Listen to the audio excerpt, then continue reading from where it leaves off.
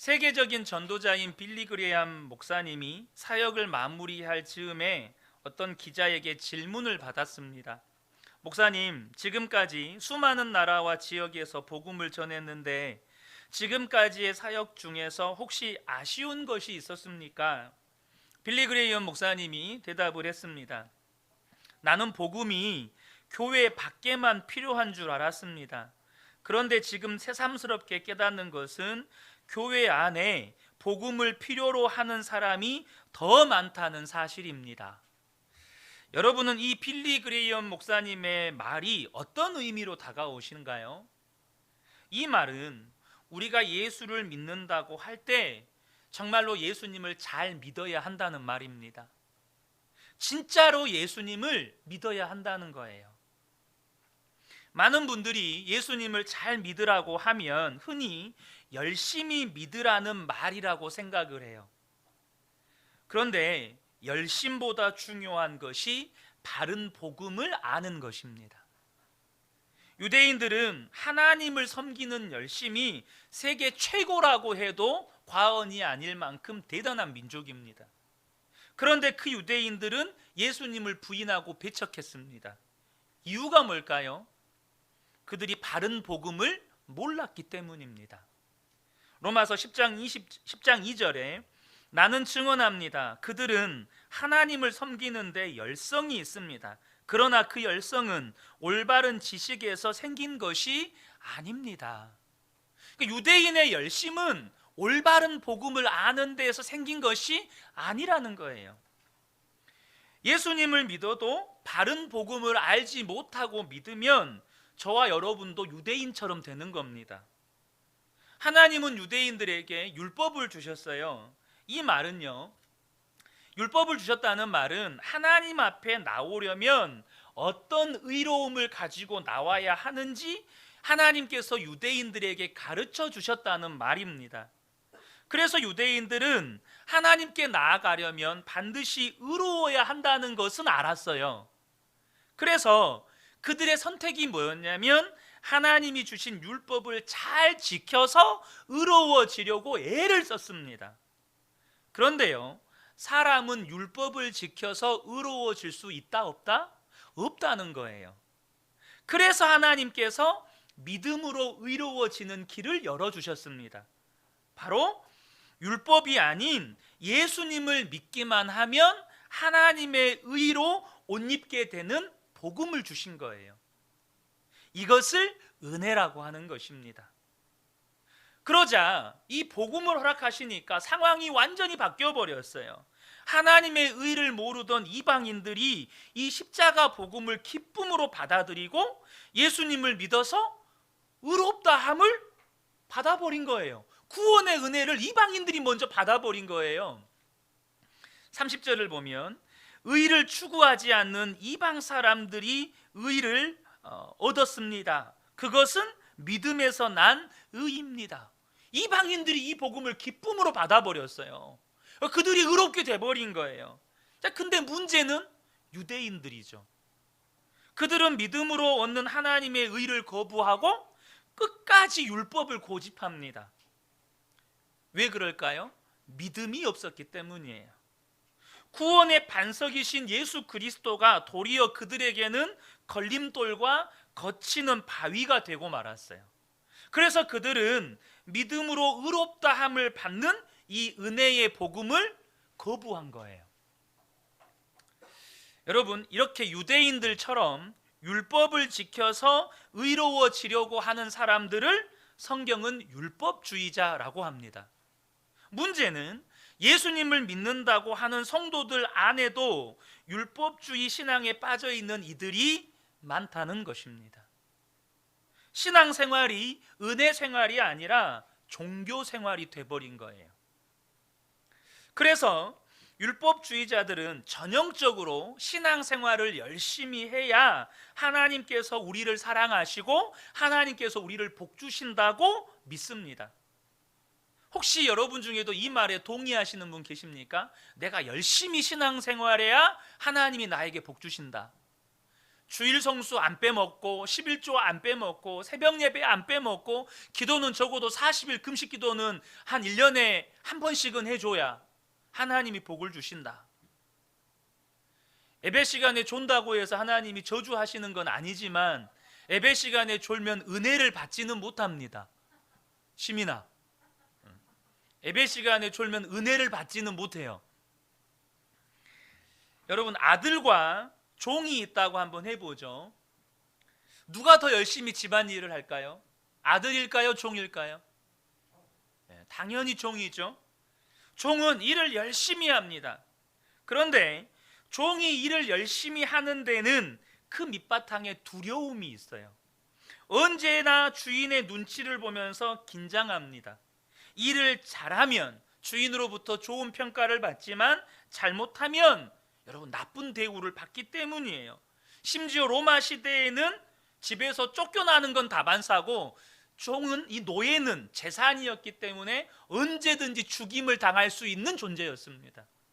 그러니까 일을 열심히 하면서도 마음 안에는 뭐가 있어요? 항상 두려움이 있는 거예요. 만약 여러분이 신앙생활을 열심히 하면 하나님이 기뻐하시고 열심히 하지 않으면 하나님이 싫어하시거나 하나님이 버리시거나 하나님이 복을 주시지 않는다고 생각한다면 그것은 여전히 종의 마음을 가지고 신앙생활을 하는 거예요. 그런데요, 아들은 달라요. 아들도 집안일을 열심히 할 수 있지만 그것은 무섭거나 두려워서거나 혹은 열심히 하면 받을 상 때문에 하는 게 아닙니다. 자기 일이기 때문에 혹은 아버지를 사랑하기 때문에 열심히 하는 거예요. 물론 집 나간 탕자처럼 속 썩이는 아들도 있죠. 말을 정말 더럽게 안 듣는 아들들도 있잖아요. 그래도 아들입니다.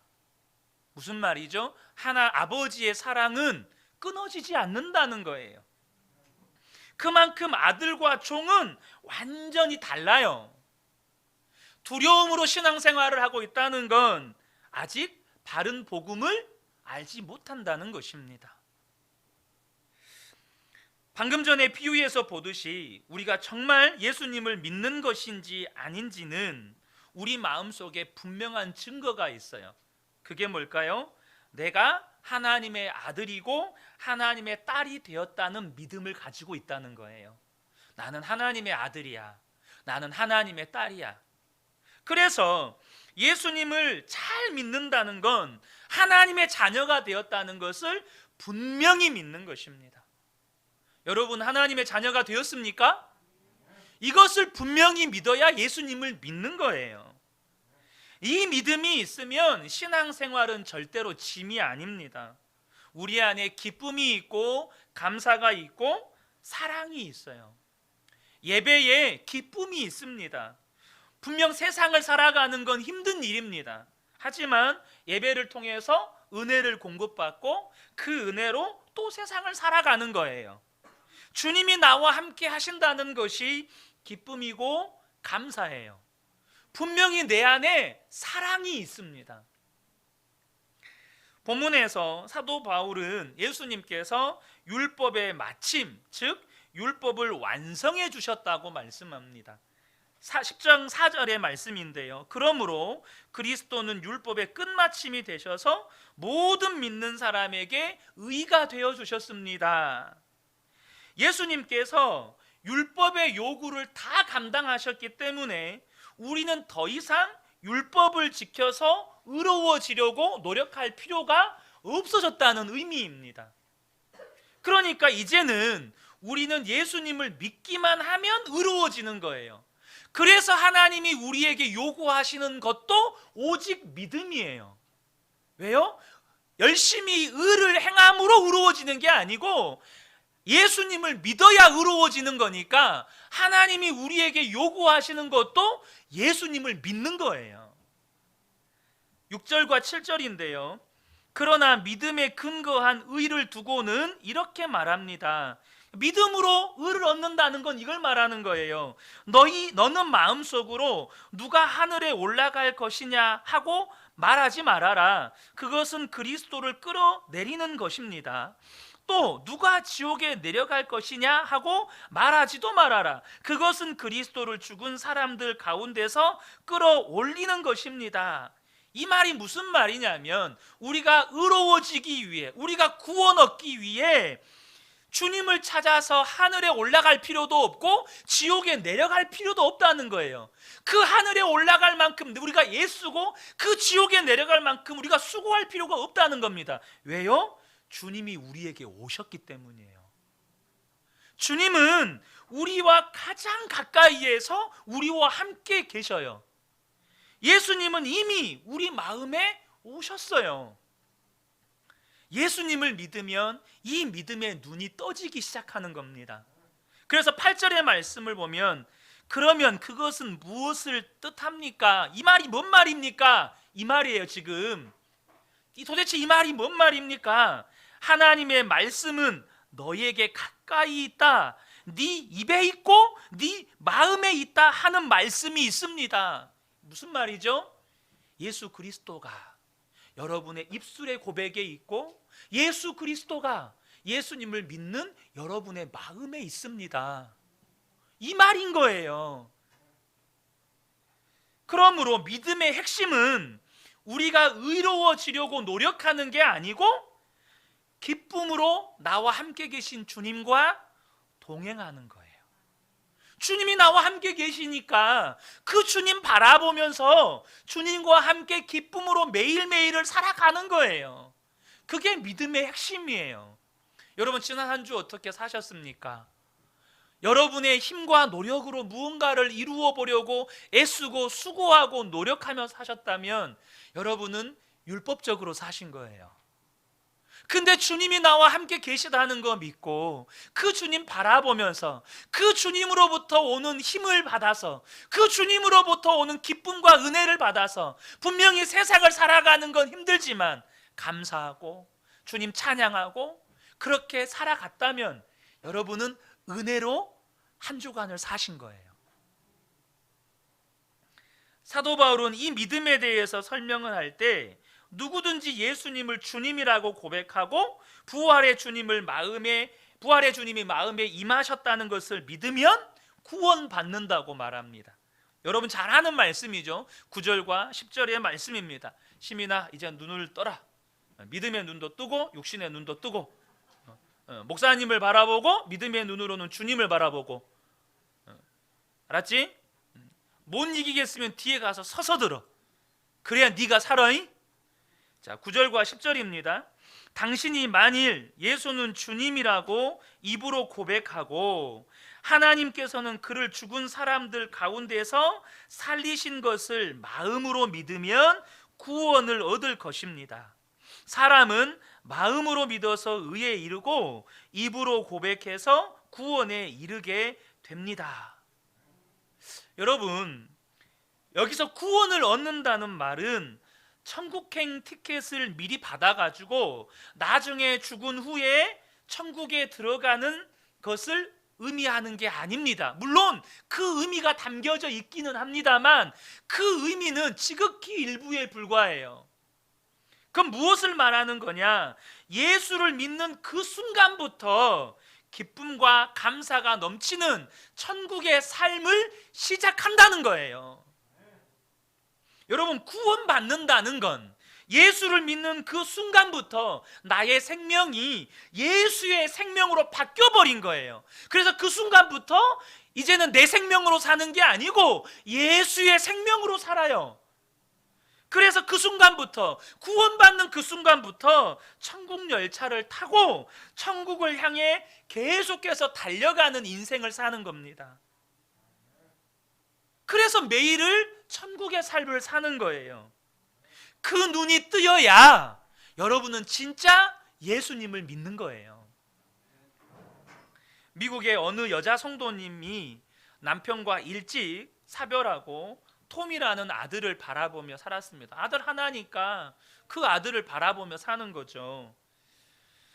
아들이 미국 동부의 어느 명문 대학교에 다니던 중에 한국 전쟁이 일어나서 참전을 하게 됩니다. 그런데 얼마 후에 전투에서 부상당했다는 전보가 와서 온 교회가 함께 기도했습니다. 하지만 돌아온 것은 아들의 전사 통보였고 그 소식을 들은 부인은 기절하고 말았습니다. 어떻게 이런 일이 있을 수 있는가? 이 부인은 목사님에게 피 맺힌 편지를 써서 보냈습니다.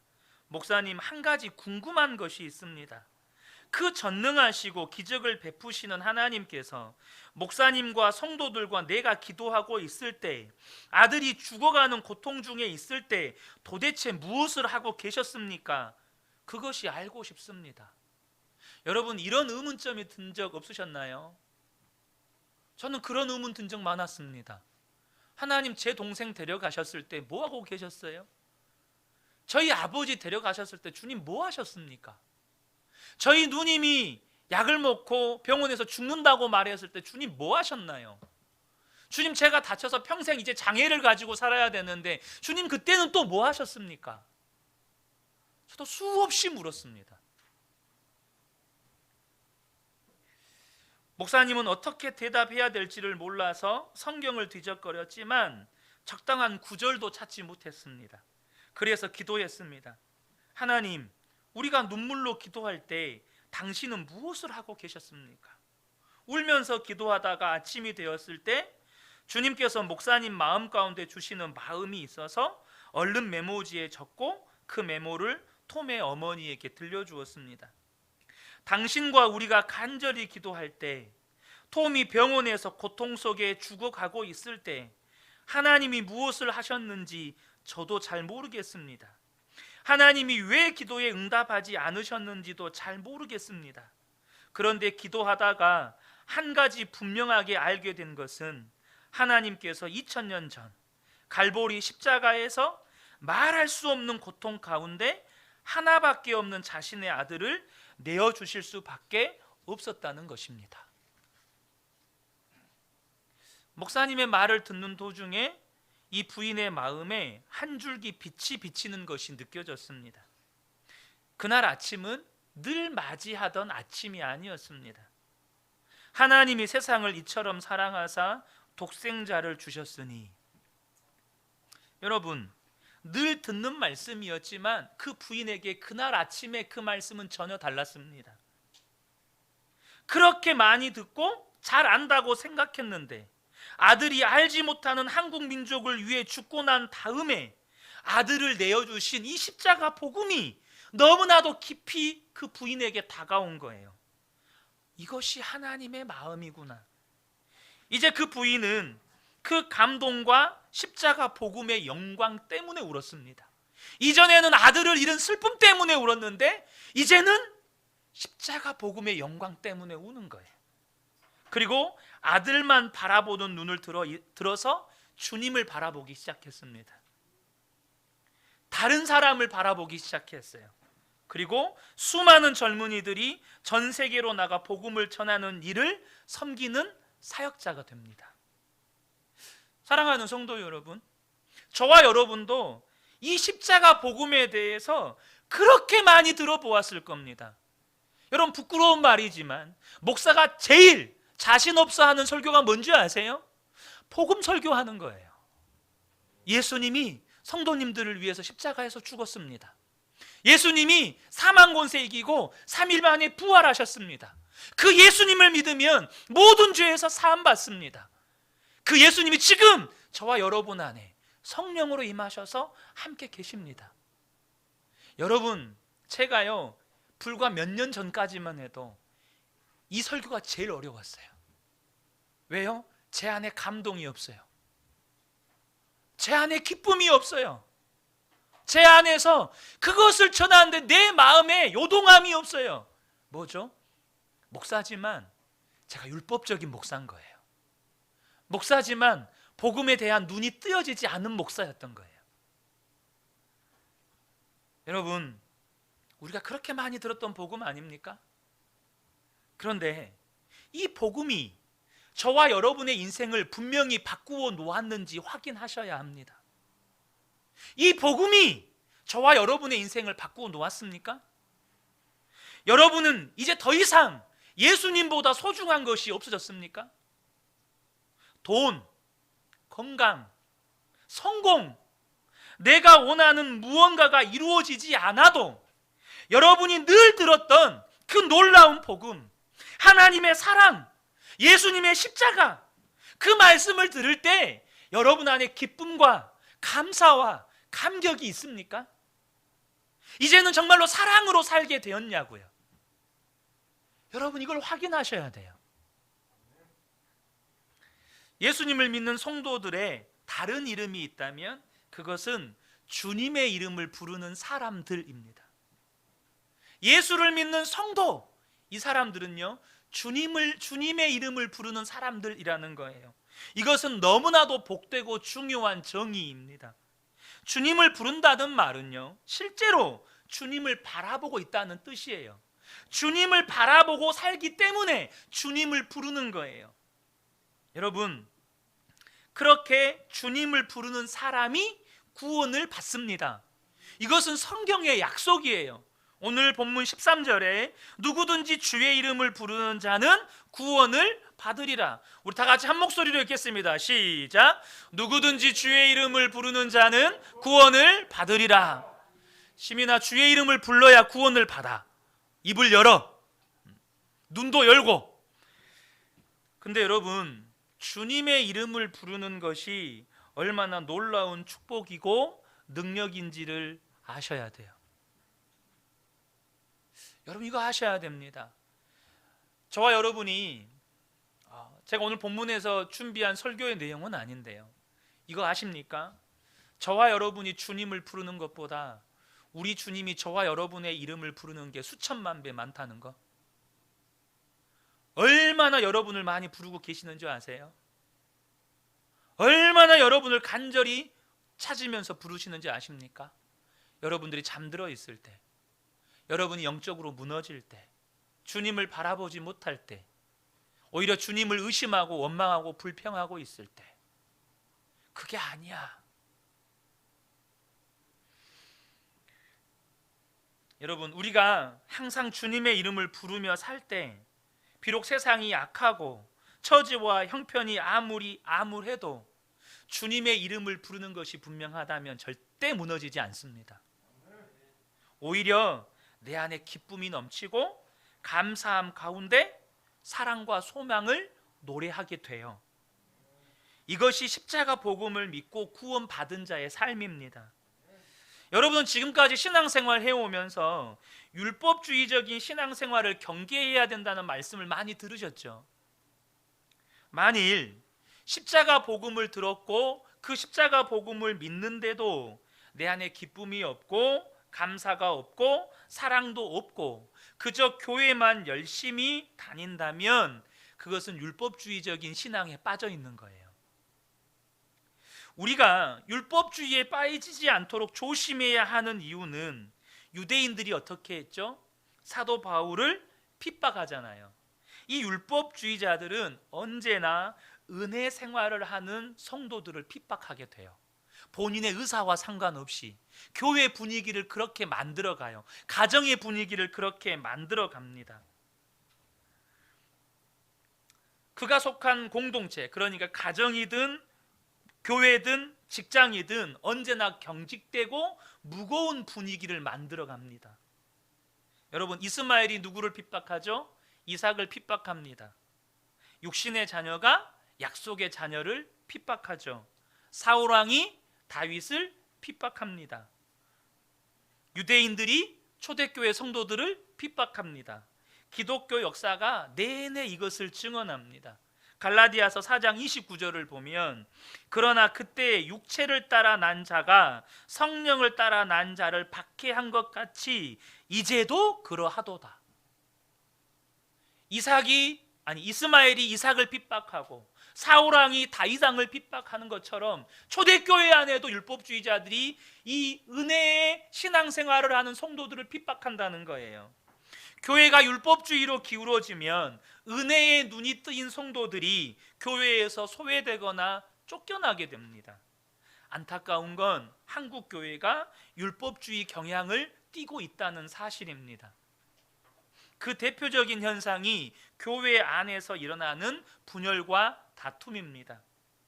싸우는 게 뭐가 문제입니까? 혹자는 그런 말도 하더라고요. 싸워도 잘 싸워야 된다고. 여러분, 상담에서는 그 말이 맞아요. 우리가 상담학적인 측면에서 본다면 저는 그 말에 동의를 합니다.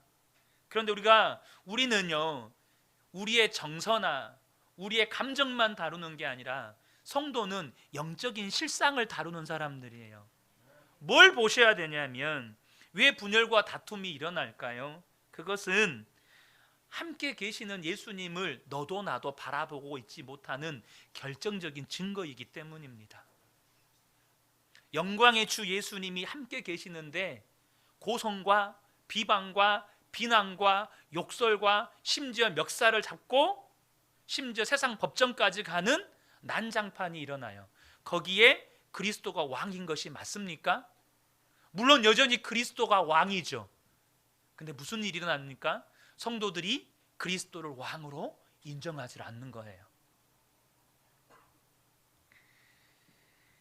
누가 잘했냐 잘못했느냐가 중요한 게 아니고 예수님이 함께 계심을 바라보지 못할 정도로 율법주의적인 신앙에 기울어져 버렸다는 거예요. 유대인들이 예수님을 핍박했던 것처럼, 유대인들이 만왕의 왕이신 예수님을 알아보지 못한 것처럼, 또 직분을 받는 것을 승진이라고 생각하는 것 또한 한국교회가 율법주의에 기울어져 있는 증거이기도 합니다. 권사는 집사보다 높고 장로는 권사보다 높고 목회자는 평신도보다 더 높다고 생각하는 것, 이거 역시 마음에 임하신 예수님을 모른다는 결정적인 증거입니다. 여러분, 예수님은 만왕의 왕이시면서도 인간의 몸을 입고 이 땅에 오셨을 뿐만 아니고 이 땅에서 사시는 동안에 언제나 섬김의 본을 보이셨습니다. 그 만왕의 왕은 왕의 자리를 버리셨어요. 그 예수님이 내 마음의 왕이시면 목사는 종입니다. 장로도 종이에요. 권사도 집사도 다 종입니다.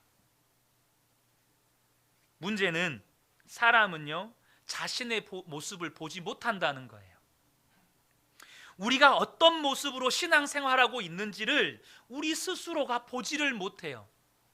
미국 교포로 예멘에서 선교하다가 예멘을 극적으로 탈출한 선교사님이 계시는데요, 총성과 포성이 울려 퍼지고 폭탄이 떨어지는 거리에서 사람들이 죽어가는 상황에서도 선교사님들이 모여서 찬송하고 하나님을 예배하면서 하나님이 주시는 기쁨과 감사와 평안을 경험하다가 예멘을 떠나게 되었을 때 그 땅에 남겨둔 영혼들을 바라보면서 너무나도 마음이 고통스러웠다는 거예요.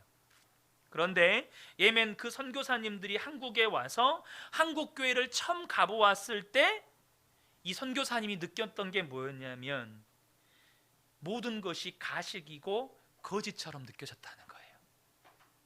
예배하는 성도들의 모습조차도 가식처럼 느껴졌다는 거예요. 그 선교사님의 눈에 비춰진 모습처럼 뭔지 모르게 가식적이고 거짓이 많이 섞여 있다면 우리는 우리도 모르는 사이에 율법주의화된 거예요. 노벨 문학상을 받았던 솔제니친이 조국을 버리고 미국으로 망명했다가 미국에 실망해서 다시 러시아로 돌아갔습니다. 그가 쓴 서방 세계에 대한 경고라는 책에서 그 이유를 말합니다. 나는 러시아 혁명사만 50년 연구한 사람이다. 6천만 명의 희생자를 낸 러시아 혁명의 원인이 무엇이냐고 나에게 묻는다면 나의 대답은 분명하다. 러시아 사람들이 하나님을 잊어버렸기 때문에 온 비극이었다. 거기에 실망해서 내가 조국을 버리고 미국으로 왔는데 미국을 보니 과거 러시아가 갔던 길을 지금 열심히 따라가고 있다. 그러면 미국도 러시아와 같이 될 것이다. 여러분, 우리 작년 다니엘 기도회 때 미국에서 오신 목사님께서 미국 연방 의원과 또 대통령 이렇게 취임식 할 때 목사님들을 초청해서 기도하는 전통이 있습니다. 근데 그 목사님이 기도를 마칠 때 예수 그리스도의 이름으로 기도합니다가 아니라 수많은 신들의 이름으로 기도합니다가 그 기도의 마무리였어요. 얼마나 두려운 일입니까? 여러분, 주님이 보시는 우리와 내가 느끼는 나 자신이 다를 수 있다는 걸 아셔야 돼요. 겉으로는 하나님을 믿는 것 같아도 실제로는 하나님을 잊어버리고 여전히 내 생각, 내 계획, 내 감정이 이끄는 삶을 살고 있어요. 우리가 정말로 주님이 함께 계신 것을 믿고 주님이 함께하는 자에게 있는 기쁨과 감사와 사랑이 내 안에 있는지 보셔야 합니다. 그리고 무엇보다 무슨 일이 있어도 교회가 율법주의에 빠지지 않도록 우리가 지켜가야 돼요. 그러기 위해서 우리가 항상 점검해야 할 것이 있어요. 그게 뭘까요? 그것이 개인이든 교회든 우리 안에 사랑이 있느냐 하는 것입니다. 내 안에 사랑이 있는가? 우리 교회는 사랑이 있는가? 좀 더 있는 그대로 표현한다면 우리 그 은혜 교회가 사랑으로 소문났는가? 나는 사랑으로 소문난 사람인가? 율법주의자는 열심은 있지만 사랑이 있을 수 없어요. 반면 주님이 함께하는 성도, 주님이 함께 하시는 교회는 사랑이 없을 수가 없어요. 왜요? 함께 하신 주님이 사랑이시기 때문에. 사랑이신 주님이 생명이니까. 미국에서 목회를 참 잘하시다가 은퇴하신 목사님 한 분이 계셨는데요, 그분이 성도 한 분으로부터 목회하다가 정말 마음 아픈 편지를 받은 일이 있었습니다. 그 편지에 당신은 바리새인이요 한 입으로 두 말을 하기 때문에 입에서 악취가 난다라고 써 있었습니다. 여러분, 어떤 성도가 목사님에게 편지를 보냈는데 당신은 바리새인이요 한 입에서 두 말을 하니까 입에서 악취가 납니다. 여러분, 예수 믿는 사람에게, 그것도 목회자에게 가장 가혹한 말이 있다면 당신이 바리새인이요 라는 말일 것입니다. 목사님은 다른 사람들은 바리새인이어도 자신은 절대 아니라고 생각하면서 살았기 때문에 이 말은 완전 충격이었습니다. 그 편지를 읽고 밤새 잠을 이루지 못하고 괴로워했습니다. 처음에는 너무나도 화가 났고 자신을 정당화시켜 보기도 했고 그 성도를 향해서 분노하기도 했습니다. 그 성도를 이해해 보려고 애를 썼지만 마음이 너무 아팠어요. 그러다가 하나님께서 그분을 통해 목사님에게 말씀하시고 계시다는 것을 깨달았습니다. 그리고 정말 자신 안에 있는 바리새인적인 모습을 보기 시작했습니다. 나는 그분을 나의 가치관으로 보았고 나의 취향대로 그분을 대했습니다. 나는 그분의 아픔을 느끼지 못했고 오히려 그분을 가르치려고 했습니다. 그런 내 모습에서 어찌 그분이 바리새인적인 모습을 보지 못했겠습니까? 설교는 번지르르하게 하면서 그분을 대하는 나의 말은 그러지 못했으니 어찌 그분이 나의 입에서 풍기는 악취를 맡지 못했겠습니까? 저는 잘 믿으며 산다고 하면서 상대방의 입장을 헤아리지 못하여 자신도 모르게 바리새인의 죄를 짓게 되었습니다. 저는 그 편지를 버리지 않고 아직도 가지고 있습니다. 너무 아파서 두 번 다시 읽을 마음이 없으면서도 저는 그 편지를 버리지 않고 있습니다. 그 편지가 저를 계속 깨우쳐 줄 것이기 때문입니다. 그 편지가 저를 더욱 겸손하게 해줄 것이기 때문입니다. 여러분, 예수님 믿으면서도요 율법주의자가 돼버리신 분들 많습니다. 그러므로 저와 여러분의 삶을 돌아보셔야 합니다. 내 자신의 영적인 상태, 신앙생활을 하나님 앞에 정직하게 내놓으셔야 합니다. 여러분, 우리가 병원에 가서 의사에게 내 환부를 드러내지 않으면 치료 못 받습니다.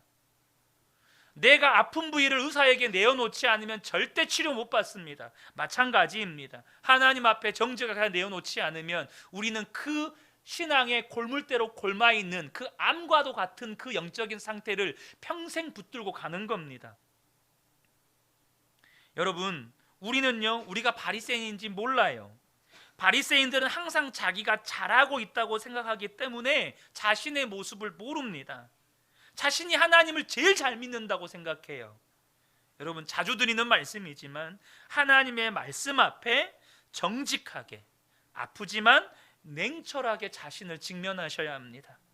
그래야 살아요. 여러분의 삶을 돌아보시기를 축복합니다. 예수 그리스도 때문에 기쁨과 감사와 사랑이 충만한가? 가족들과 다른 성도들, 다른 이웃들이 내 안에 사랑이 있음을 느끼고 인정하고 있는가? 삶 속에서 천국 열차를 타고 가는 기쁨과 감사와 사랑이 넘치는가? 가정과 교회, 직장과 일터에서 율법적인 사람이 아니라 은혜의 사람이 되어 있는가? 혹시 기쁨과 감사와 사랑은 사라지고 열심만 남아 있지는 않는가? 마음이 굳어서 하나님의 말씀과 성령의 역사가 느껴지지도 깨달아지지도 반응도 되지 않는 상태에 있지는 않은가? 풀어지지 않은 응어리가 있고 신앙생활조차 무거운 짐인가? 그렇다면 여러분 주님의 이름을 부르시기 바랍니다. 정말로 주님이 그냥 앵무새처럼 자명종 시계처럼 뻐꾹뻐꾹 우는 것처럼 부르지 말고 정말로 주님 나와 함께 계시니까 주님이 나와 함께 계시다는 거 믿고 주님을 바라보면서 주님을 부르세요. 그러면 구원을 얻을 거라고 말씀해 주셨습니다. 주님이 우리의 굳어진 마음 풀어주십니다. 우리 속에 은혜의 샘, 기쁨의 샘이 터지게 하십니다. 우리에게서 사랑이 흘러가게 하십니다. 나도 살고 가족도 살고 주변에 있는 모든 사람들도 살게 됩니다. 주님이 회복하게 해주십니다. 저희 어머니가요, 제 설교를 매주마다 듣거든요. 솔직하게 저희 어머니가 저에게 하시는 말씀이에요. 신목사 설교가 달라졌어. 왜 그런 말씀을 하실까요? 다른 게 아닙니다. 오늘도 선포된 말씀이 제 삶의 현장에서 묻어난 은혜가 흘러가기 때문입니다. 예수님은 제 안에 살아 계십니다. 나는 죽었고 예수님이 제 생명이 되셨습니다. 날마다 고백하고 날마다 주님을 부르고 날마다 주님 앞에 엎드릴 수밖에 없는 연약한 저입니다. 말씀 앞에 또 부딪히고 또 부딪히고 절대 제가 이 말씀대로 완벽하게 살아낸다는 것을 말씀드리는 게 아닙니다. 저는 그렇게 못 삽니다. 그런데 주님 앞에 엎드릴 뿐입니다. 그러니까 아주 조금 내 삶에서 묻어난 은혜가 이제는 말씀 속에서 흘러가는 것 같습니다. 사랑하는 성도 여러분, 저와 여러분의 삶에도 말씀의 은혜가 묻어나기를 축복합니다. 우리 모든 성도님들이 이제는 율법적인 신앙, 종교 생활에 빠지지 않고 오직 예수님만 바라보는 참된 은혜 생활을 하면서 살게 되시기를 예수님의 이름으로 축복합니다. 아멘.